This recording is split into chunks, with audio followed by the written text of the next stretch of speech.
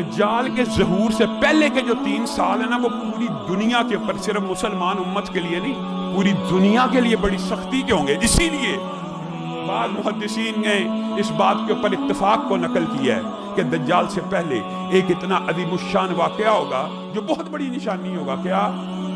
دریائے فرات کے اندر سونے کا ایک پہاڑ نمودار ہوگا۔ حدیث کے الفاظ ہیں، سونے کا وہ پہاڑ جب نمودار ہوگا، ہر قوم کہے گی یہ میرا حق ہے، اور ہر قوم صرف کلیم نہیں کرے گی بلکہ اس کو حاصل کرنے کے لیے ٹوٹ پڑے گی، جنگیں ہوں گی، لڑائیاں ہوں گی۔